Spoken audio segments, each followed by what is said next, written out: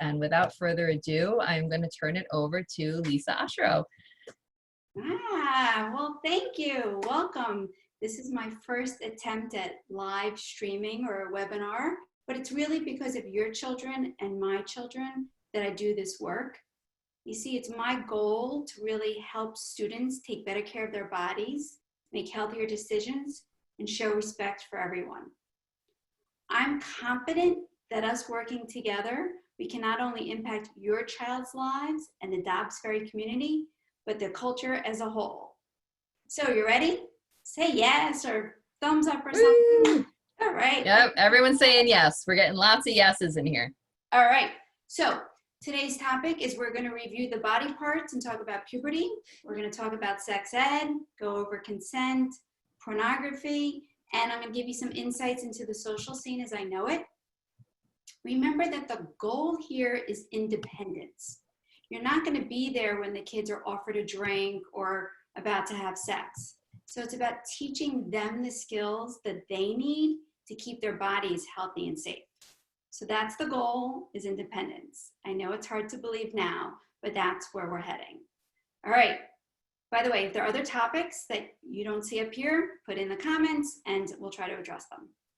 All right, let's get going. So you are the best resource. You are who they should go to about relationships and sexuality.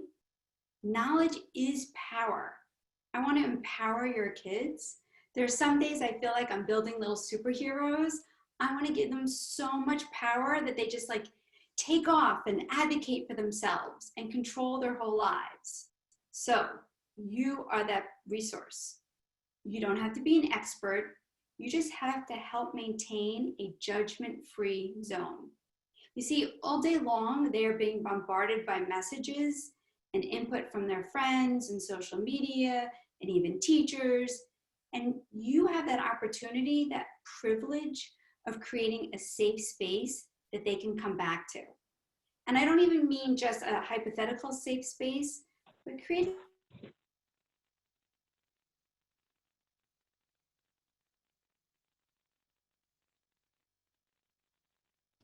Oh, Lisa, we just lost you again.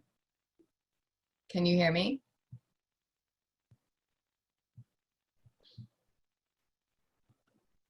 We're losing you. We can't hear you. Oh. Okay. Okay, now you're back. Sorry, we lost you for like 30 seconds there. Oh, really? Yeah. All right, so create a place in your house that to have these conversations. Maybe it's your kitchen table. Sit around and say, this is a safe space. You can say anything you want around this kitchen table, or the living room, or your car, or pick a safe space. Okay, so you want to be the person that they go to. You want to create that judgment-free zone. They're getting messages from somewhere, and you have to create enough messages to counteract everything else that they're getting to. The other reason I do this is I can't tell you how many people have said, I wish I had this information when I was their age. So for all of you that want to give your kids information, let's get going. By the way, you are doing the right things. I'm so proud of you for showing up tonight. It's those people that don't come to these seminars that I'm really the most worried about. All right, so let's get started. Okay, so they're already getting messages about gender, relationships, identity. They're getting messages from everywhere, and you're already sending them messages. What's the message you're sending them with silence? What do you want to send them? Like, we don't get to write the script about what we want our kids to do sexually or with friends or in terms of drugs and alcohol. But if you could, what would you want that message to be? Part of the message I'd want it to be is to trust their instincts. They really know right from wrong, and they know what feels good and what doesn't. So it reminds me of a story. There's a girl and she goes to the bike store with her dad, and the brakes on the bikes are broken, and he goes to pay for the bicycle after the repair and says to his daughter, go out and ride the bike. She comes back in and says, Dad, the bike brakes aren't working right. He has a choice. He can either turn to the nice person who helped him and said, I'm sorry, the bike isn't fixed, or turn to his daughter and say, no, you're wrong. It's supporting their instincts in situations like that that'll help give them the confidence to make the right choices in tough situations. So in the story, he did turn to his daughter and say, okay, let's talk to the nice host, and sure enough, the bike was broken. So trust your kids and help them develop that own inner voice. That's what's going to get them through all these things. Model good behavior now. I'm imagining in these times, there's kind of lots of, well, maybe heated discussions at home, and maybe you can discuss what worked, what didn't work. You have a fight with a partner, you have a fight with somebody you respect. How do you get past it? How do you have those communications? How do you have those tough conversations? Model it now while it's easier. I'm sure you've heard this by now. The talk, the sex talk, it's not one talk for 60 minutes. It's 60 one-minute talks. The truth is that we need to be talking about this stuff once a week, if you had asked me, maybe even more. It's lots of little conversations. Now, if your family never spoke to you about sex or drugs, honor that this can be really uncomfortable. This might be the first time you've ever in your life had these discussions. So honor that. And if you're embarrassed and uncomfortable, tell your kids. Listen, we all make mistakes, all of us. So we need to remind them, we're going to make mistakes, and this is how we recover, and this is how we go through it. So honor who you are and your journey, and encourage them to do the same. Okay, so, well, proper body parts. Okay, so I can't stress this enough, how important it is to call things by the right name. Lots of reasons. It promotes positive body image, it helps with self-confidence, and it helps deter predators. So I'm going to go into and explain a lot of this stuff. I'm sure you know what they mean, but hopefully I'll give you little phrases that you can help use when you talk to your kids. Okay, I say most girls because I'm very sensitive in my discussion and my language about all genders. So I'm going to say most girls have vulvas and most boys have penises. It's really important to me to be sensitive in gender, single parents by choice, family situations. So I'm going to try my best to use that type of language. So vulva. Okay, most girls have a vulva. It's the exterior part of your body, of your genitals. It's between your legs, and it's the whole component. It's everything. And it's made up of things like the labia, the vaginal opening or the vagina, and the clitoris. The most important in these areas is really, to me, the vagina and the clitoris. Oh, okay. So by the way, I started a YouTube channel. So I have a whole thing about what's the difference between a vulva and a vagina on my YouTube channel in case you miss it. But let me see if I can explain it. So the vagina is just the canal. Not just, it's really important, but it's only the canal that connects the exterior to the inside reproductive organs. The vulva is the whole thing. So by calling the vulva just the vagina, it's kind of like calling the face the throat. Get it? Get it? I didn't make that up, but a comedian made that up, but I kind of like it. So it's really important to understand you can't even see the vagina. You can see the vaginal opening, but the whole thing, what you can see is the vulva. So we talk about what goes into a vagina, a tampon, a penis, fingers, stuff like that can go into a vagina. And what comes out of vagina is menstrual fluid and discharge. Okay, oh, discharge is on my list later. I'll get to that. The other parts of the vagina, the other parts of the vulva, not up there, I'm sorry, is urethra. Everybody has a urethra. Everybody has a urethra, everybody has an anus, and everyone has a belly button. So I was doing this speech for my 5th graders, and they said, Miss Ashero, people that are adopted don't have belly buttons. And I was like, yes, they do. And we had to talk about that. So everyone has an anus to poop, Everybody has a belly button, and everybody has a urethra to pee.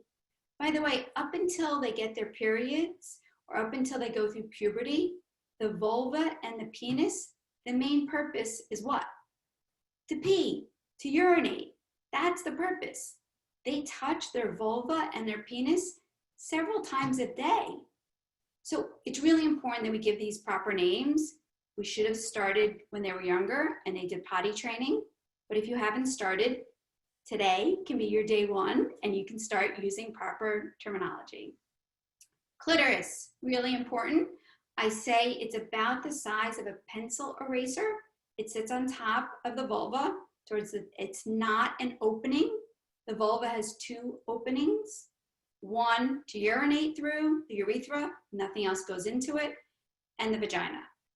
The clitoris is about the size of a pencil eraser, and it's about that texture. And the main purpose, the only purpose, is for pleasure.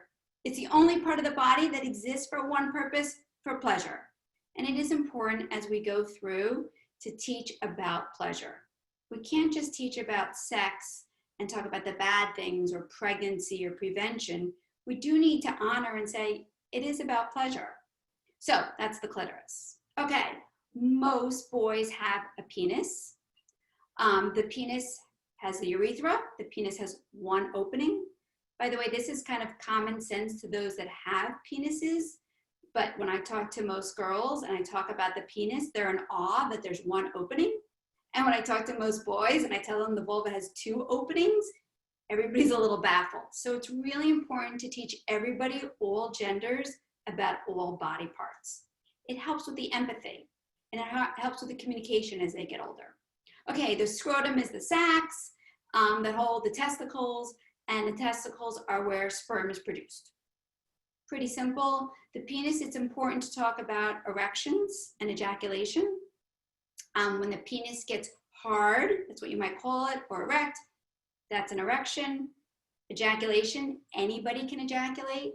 It is much easier to see in people with penises, but anybody can ejaculate. And wet dreams or nocturnal emissions, as they're called, anybody can have them. Easier to find in people with penises. Penises. Penises get erect about 4 to 5 times every night. In middle school, I say raise your hand if you're in the room while someone's had an erection. And the boys giggle but raise their hands, and the girls are horrified. But I let them know that, yeah, the people can have erections in the middle of the day. And then I say, raise your hand if you've been in the room while someone's had discharge or gotten their period. Half the room raises their hand, and the other room half the room starts to realize what's going on. Okay, they do start shifting their thoughts to their friends, and this is developmentally appropriate. They're supposed to care more about what their friends think. So we have to allow that to happen, and we have to expect that push and pull. They're still listening to you, but we have to honor that they do care more about what their friends think. Okay, menstruation, tampons, pads, diva cups. Teach everybody about everything. Do a little demo. Let everybody ask all their questions. How does everything really work? Okay, tampons. Listen, we scare the living daylights out of young girls, and I would hope we could stop that. Toxic shock syndrome, TSS, is incredibly not common. It is incredibly rare. Yes, if someone gets it, it's terribly serious, and I feel for them, but it is very rare. In fact, people that aren't menstruating get it. Boys get it. People that don't have their periods get it. It has to do with having a bacteria in their blood. So if we could stop scaring girls about using tampons, they can sleep with it overnight. They can keep it in for 8 hours. They'll be fine.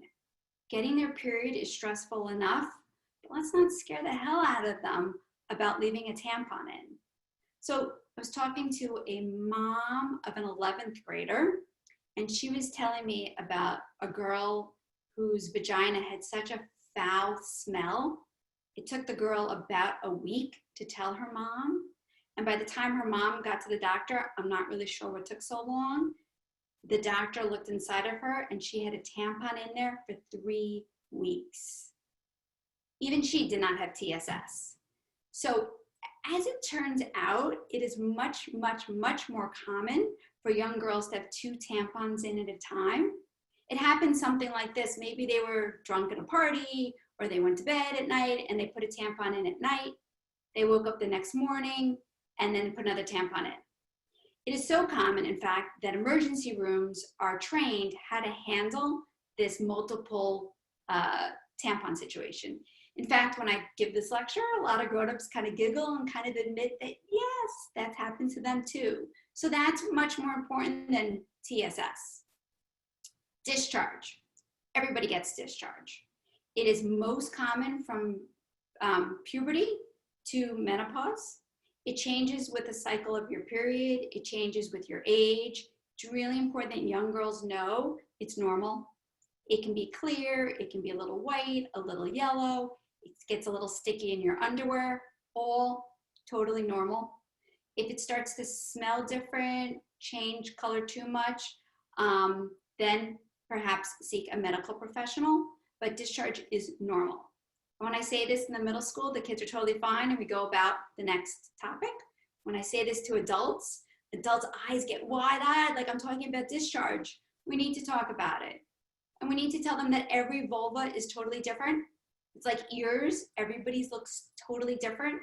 And I'm not gonna say necessarily love your body, but really it's important to know how different everyone's body is. Okay, self-esteem. This is really very sad. I did a lesson with 2nd graders where they had to write 3 compliments to themselves. And they say, Miss Ashro, can I write more? Yes.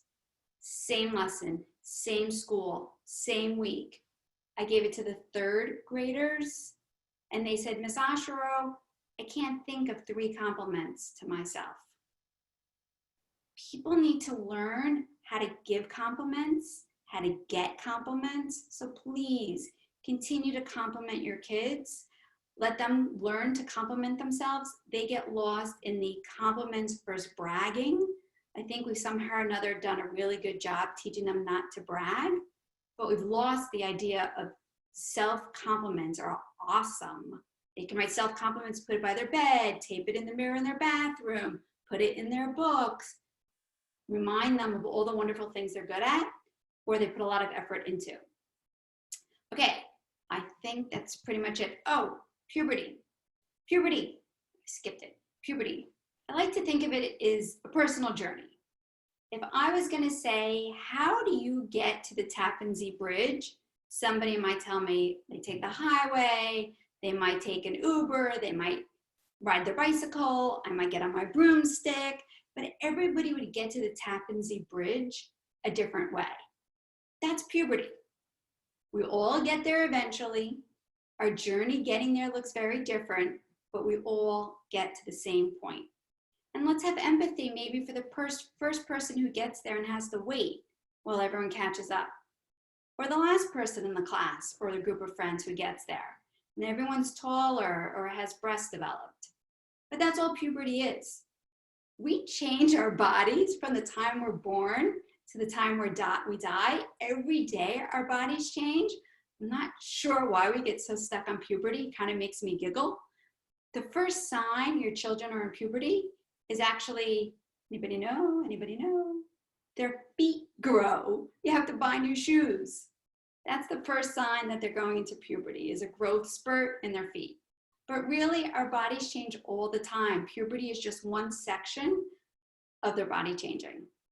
Okay, let's keep going. I have one question, Lisa, that there's a question, how do you address sexuality as a single mother with a son?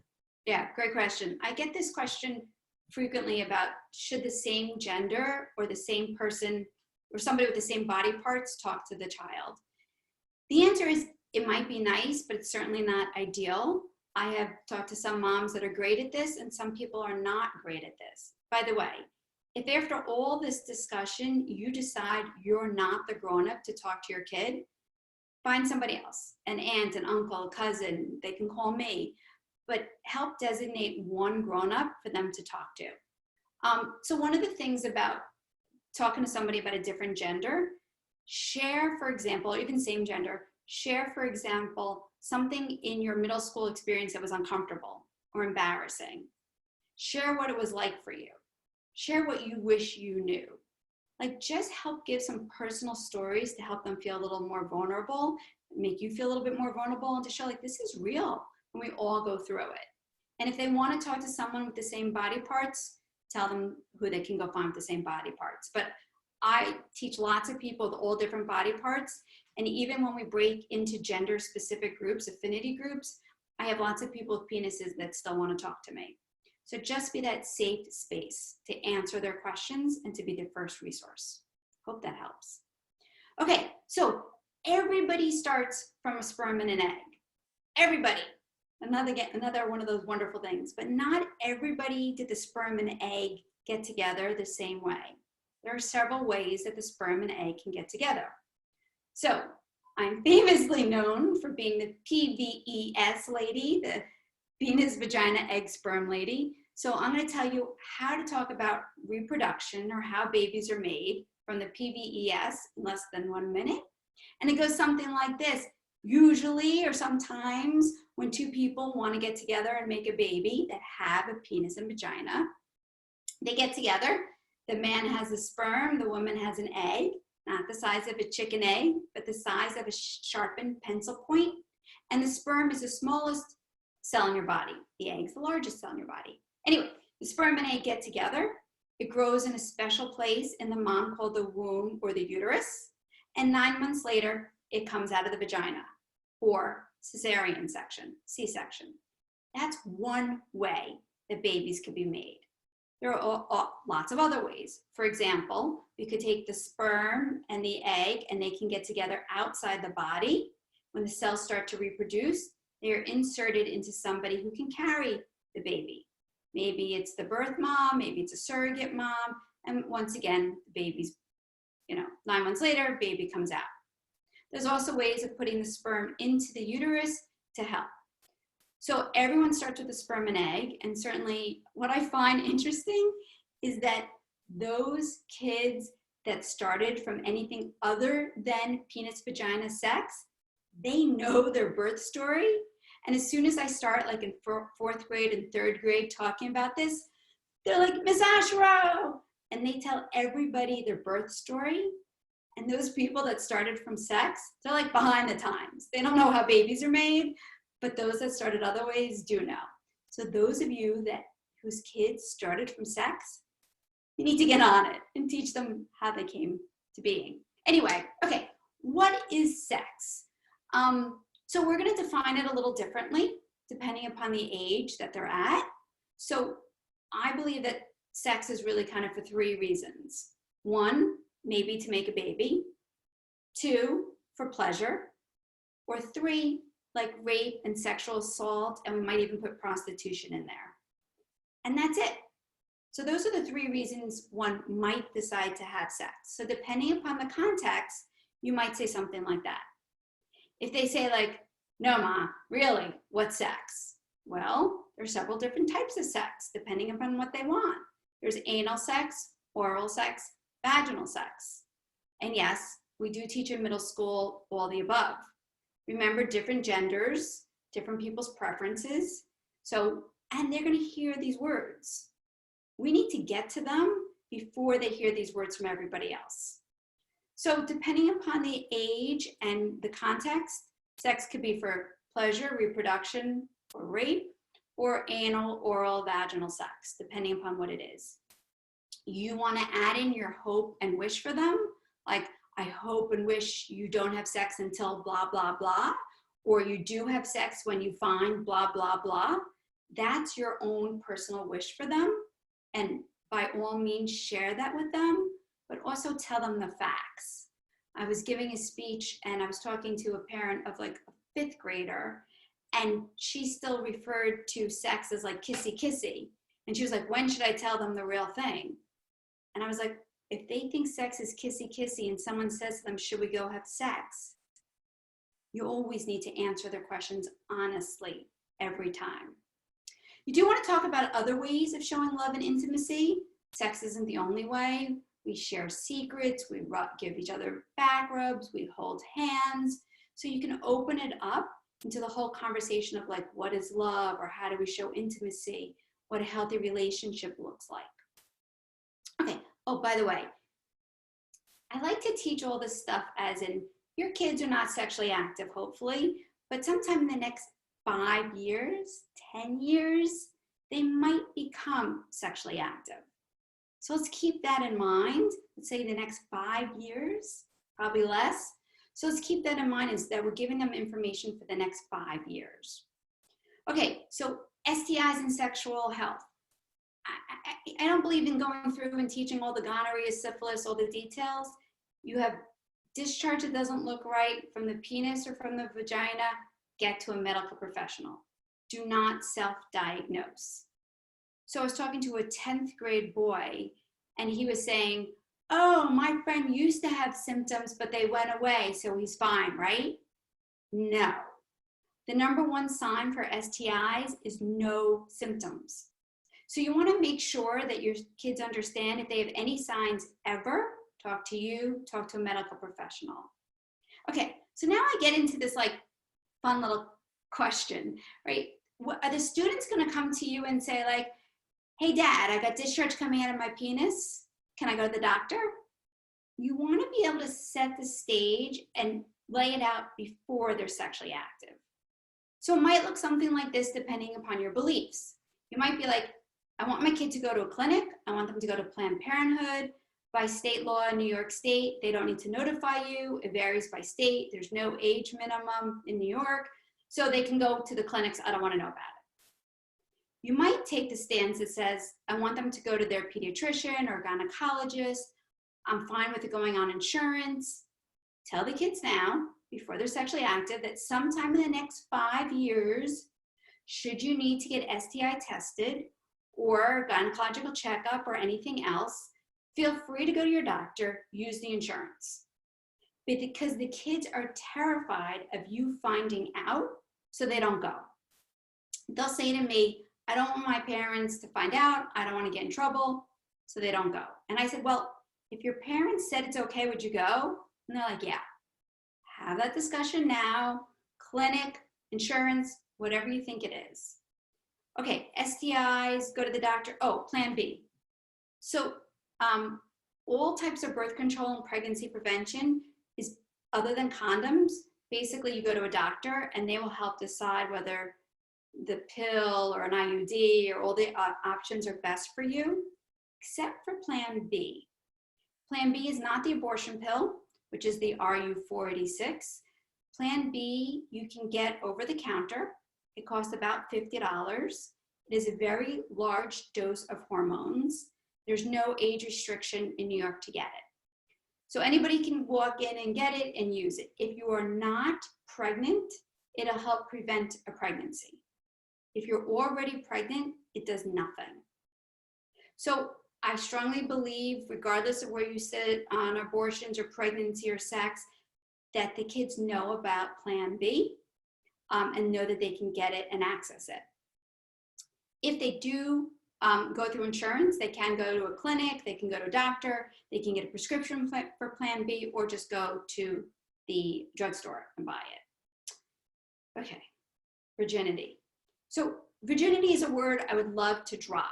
I mean, as soon as we say it, it starts with the power dynamics. Like, I lost my virginity? Like, where'd it go? What do you mean you lost your virginity? Did someone take it?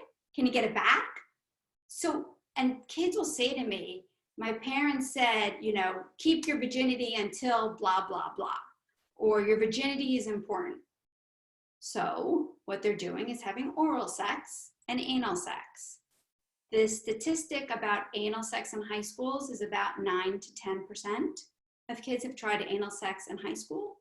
And oral sex, depending upon what you're looking at, is somewhere between 40 and 60% of high schoolers have had oral sex, had given or received, engaged in oral sex. So I'd like to take the word virginity out of there for lots of reasons. And I say to the kids, if they've had oral sex with 15 guys, 20 guys, are they virgins? Like, why are we holding on to this terrible word that certainly plays with gender and role plays and dynamics. And so let's just stop using the virginity word. If you want to tell your kids, I don't want you to have sex until, call it sex. Let's not say virginity. Okay.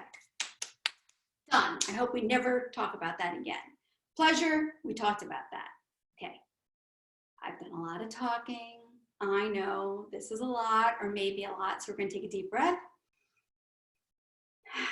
And we're going to practice. Okay, so it's a little strange to practice remotely, but I'm going to say the word, you're going to say the word. So I can see Julie's face, so maybe she'll go along with my game. Ready? Vulva, vulva, penis, penis, consent, consent, oral sex, oral sex, anal sex, anal sex, vaginal sex, vaginal sex. So practice saying these words.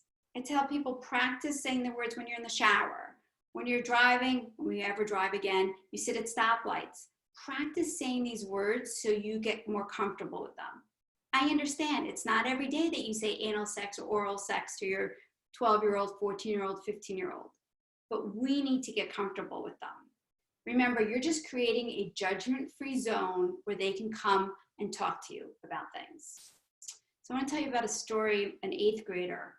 An 8th grader, a boy asked me that a girl, a friend, had given a hand job and had sperm on her hand, semen on her hand, and then she touched her vulva with her hand.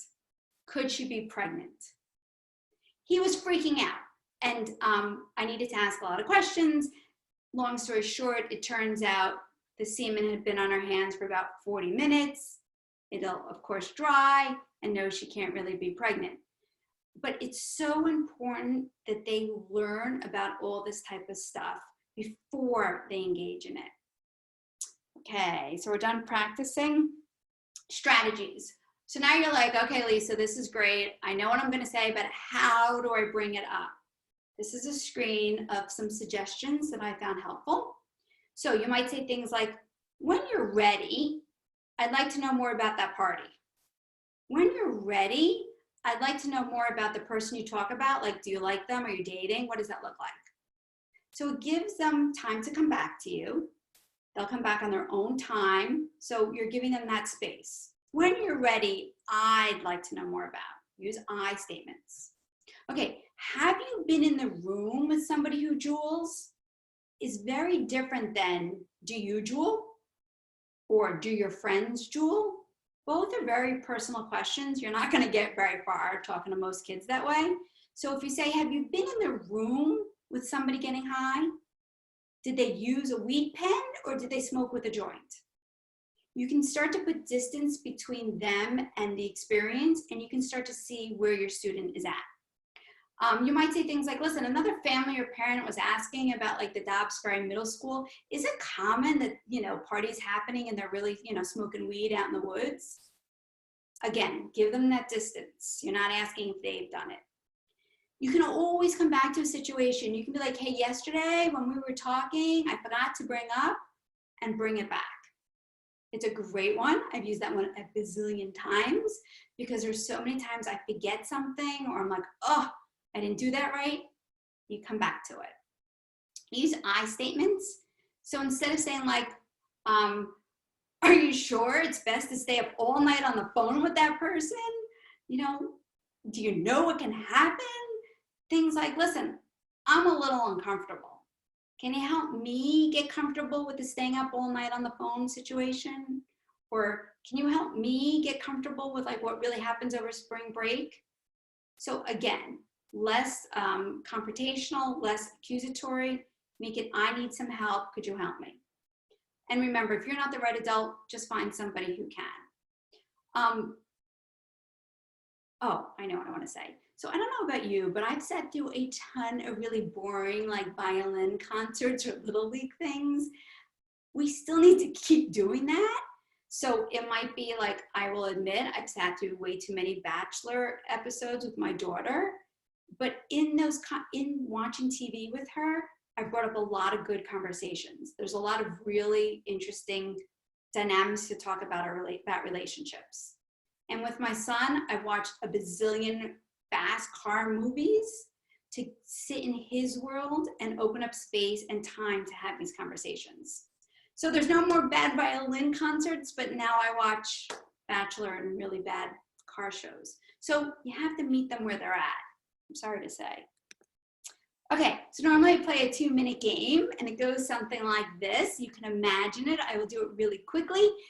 You turn to a partner and you say, right hand to right hand, left hand to left hand, right pinky to right pinky, left pinky to left pinky, nose to nose. And everybody pulls back or they giggle. What's that about? It's consent. So although touching pinky to pinky isn't something you normally do, you had consent from your partner. You put your pinky forward, they put their pinky forward. Same with elbow to elbow. But when it came to nose, people's reaction, their physical reaction, they pulled away, they giggled, they got uncomfortable, they said no. That's consent.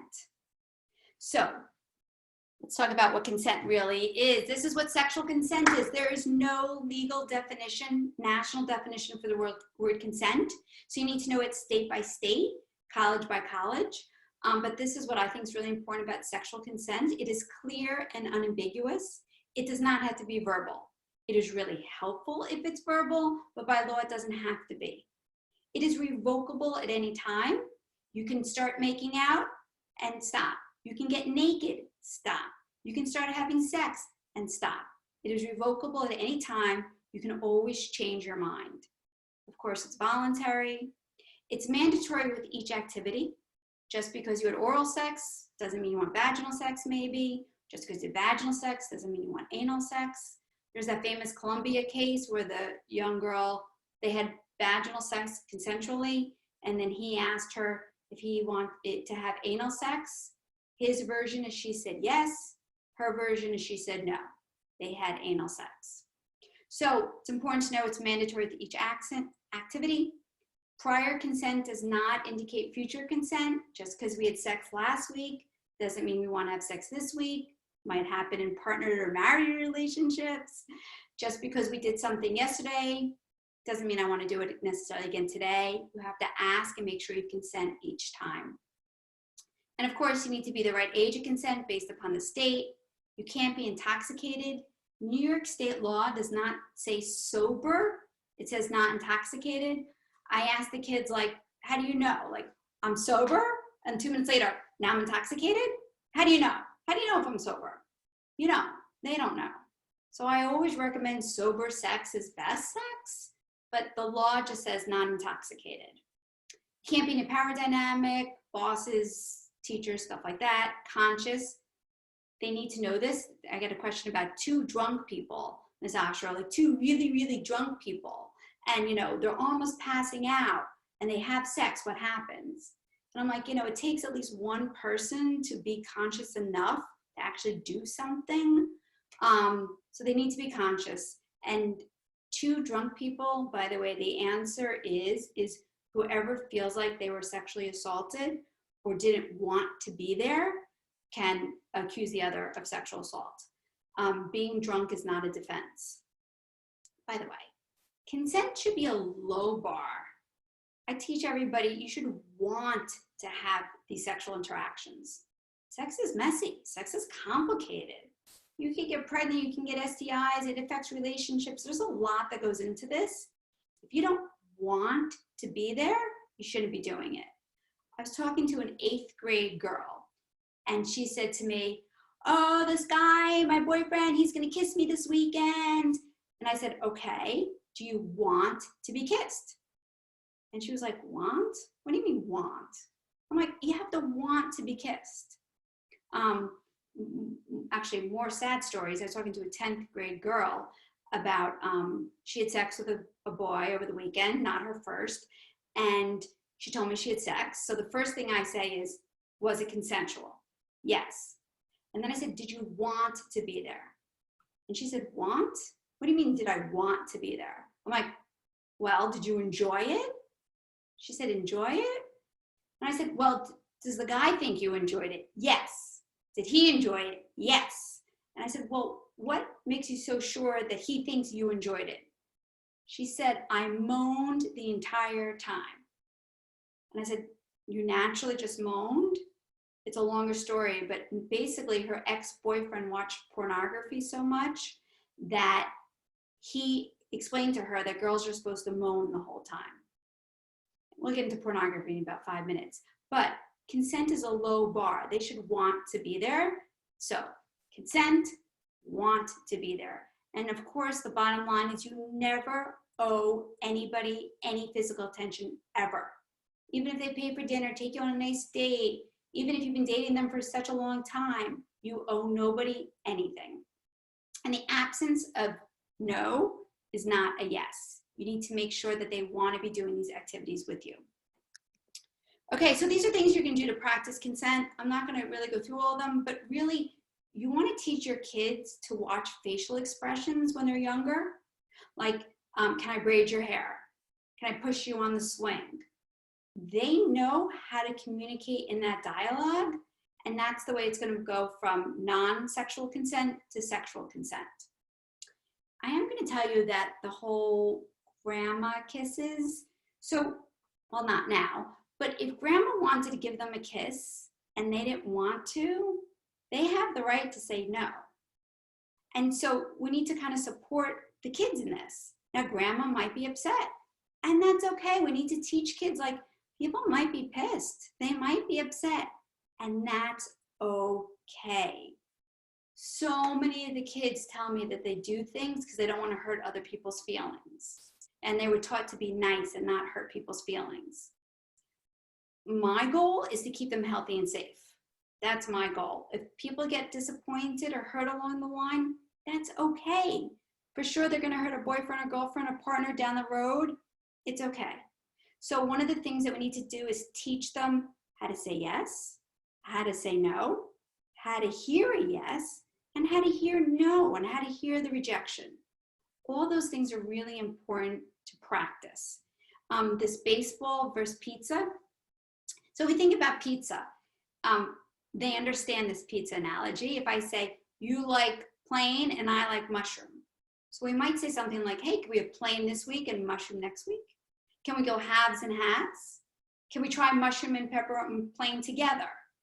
And they have this discussion and they know how to order pizza. No one ever says, oh, you ordered a whole pie, now you have to finish it. Nobody says like, oh, we tried it, I didn't like the pizza, now you have to finish it, right? So if someone tries a sexual activity and they don't like it, they're allowed to stop. You can start to see the whole pizza analogy really works with consent and talking about communication. It's also okay, and I encourage to practice, like if you're doing a puzzle with your kid, like stop, check in, like, and say these types of things. Are you okay with what we're doing? Does this work for you? Practice these types of conversations and questions in the middle of an activity to check in with people. When they have play dates or people over, be like, hey, you okay? How does this feel? That's the way you have sexual consent as they get older. But we can practice consent completely at this age, having nothing to do with sex. It's just about asking how the other person's doing, listening, accepting a yes, and accepting a rejection of a no. If there are any questions about consent, it's one of my really, really, really important topics. I've done a lot of lectures about consent. So if I didn't cover something about consent, definitely give me another question. Otherwise, I think we're pretty good about consent. And I'm going to move on. Okay, sexually explicit media, which is pornography, basically, but really it could also be the ads to Victoria's Secret. So the first thing you want to do is have a technology use agreement with your kids. Anything about when they can use phones, when they can use iPads, what's it for, what apps, and it changes over time. I know we did this with the lower school, you do it again in middle school. A 5th grader looks very different than an 8th grader, very different than a 10th grader. So you want to update your technology agreement. So if they see a sexually explicit media, let's just take a Victoria's Secret ad, you might say like, who do you think that's aimed towards? Do you think the audience is a middle schooler? What message is it sending? How does it make you feel? These are questions you can practice with anything that looks sexually explicit. When you're watching TV, when you're watching a movie, listening on the radio, listening to a rap song, ask them these types of questions. That way, when they hit more pornography, they're already prepped about how's it making me feel? What message is it sending? Who's this really geared towards? See where I'm going? By the way, sexting and sending any types of pictures is illegal. They are under the age of 18. It is child pornography. You technically own all the Verizon and AT&T accounts and all the devices. So they now have put child pornography on your phones. Totally illegal. So I don't know that anybody ever had a relationship go better because they sent a dick pic. Nobody ever seems to like it, but yet they do get sent, and we need to talk about it. You can use these questions instead of just saying it's bad. By the way, I know eating chocolate cake is bad for me. I do it anyway. Telling somebody it's bad for them does not stop behavior. That does not change behavior. Giving them these questions to think about can help them influence their behavior and make their own decisions. Okay, so pornography. Pornography is a huge problem for lots of reasons. And when I talk to the upper school families, I stress this enormously. Back when we were kids, no one saw anything. I just have that quote up there. You know, back in 1985, we had 5 times a year. Now they can view it whenever they want. I was talking to a bunch of 8th graders about pornography. They had been watching it regularly since 6th grade, and I was the first grown-up to ever say it was fake.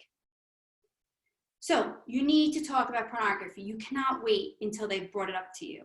People, they might have seen it at age 9, 11. By age 13, a large portion of them have. Certainly by the time they graduate high school, almost everybody has. You want to talk about it early. You want to acknowledge it's normal if they have seen it. It's normal if they're curious. It's normal if they're not curious. It's normal if they haven't seen it. They might have come across it accidentally, or they might have looked, or a friend might have shown them. If you need to describe pornography to the younger kids, you want to say pornography is a movie with naked people. Done, easy. Pornography is a movie with naked people. As they get older and you think they might be watching it, you want to say some people do, some people don't. Masturbation is totally normal.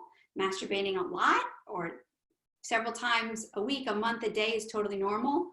Watching a lot of pornography is where we hit into problems. I explained to them that pornography is like a Superman movie. You can enjoy it, but you don't put on a cape and jump out the window.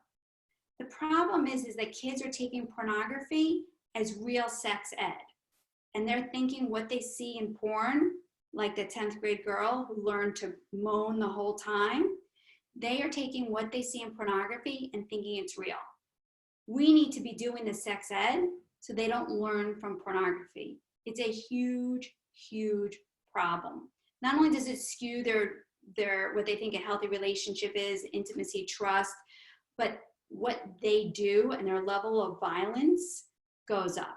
They become insensitive to some violent stuff. It turns out that choking is quite popular in pornography. And some of the kids, I was talking to a 10th grade boy who said that a girl texted him saying, "Are you going to choke me?" And he's like, "No, why would I do that?" He showed the text to his friends, and his friends were like, "Yeah, of course, it's a better orgasm. The girls love it, of course." And choking is on the rise in high school students. So we need to educate that pornography is fake. It is a movie. There's a director. There's somebody saying cut, action. There are other people in the room. They're in not great positions to get the camera angle. They need to have the bodies apart to get pictures of the genitals. In real life, you might want to have bodies together. We talk about porn sex versus real sex. It's a movie. It's fake.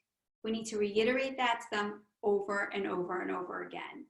Unfortunately, we are seeing a lot of long-term harms about pornography. You see, when they're in middle school or high school and they swipe and they see so many different stimulus and so many different images, it's wired into their brains because their brains don't fully develop until they're 25.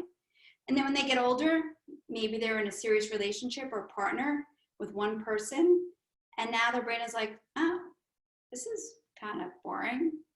And we're seeing erectile dysfunction in 20-year-olds and 30-year-olds. So watching too much pornography in their teens is affecting their sexual ability and enjoyment of their sexual life in their 20s, 30s, and beyond. And we're also seeing, of course, particularly in men, that they don't think they're good enough in bed. A bunch of the teenagers start questioning their own sexual prowess. I was interviewed for an article about boys, particularly at a boarding school, about how they're feeling insecure about their own sexuality because of pornography. So we need to educate. Okay, I know that I'm running out of time, so I just want to see, juuling, I'm sick of talking about. Family addiction issues, tell your kids. If there's any family addiction issues, tell your kids. We're sending them off, they go to parties wherever they're going, and they need to know, for some people, having a beer is going to be different if there's a family addiction. So own up to it. Maybe it's a cousin, a sister, a brother, an uncle. Let them know it exists. You're going to use I statements. By the way, it's not about strict parents or not strict parents. I've got situations where kids will say to me, my parents will kick my ass if I come home drunk, so they don't drink. I've got other kids that say my parents will kick my ass if I come home drunk, so they don't come home. It's not about being strict or not. It's about having these conversations. All right, hookup culture. Listen, this is a problem. And one of the reasons the kids will tell me, particularly in the upper school, high school, they'll say, my parents tell me don't get distracted. So it doesn't stop them from having sex and hooking up. It just stops them from engaging in that relationship. They've heard you can get hurt.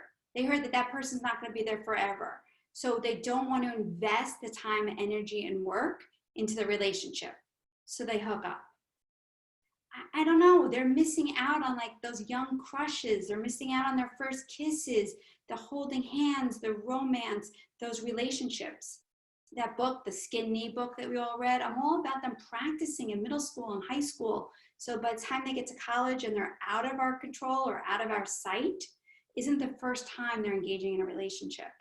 I know a bunch of 20-year-olds now that had no relationships, too busy with sports and whatever, and now they're in their early 20s trying to navigate it.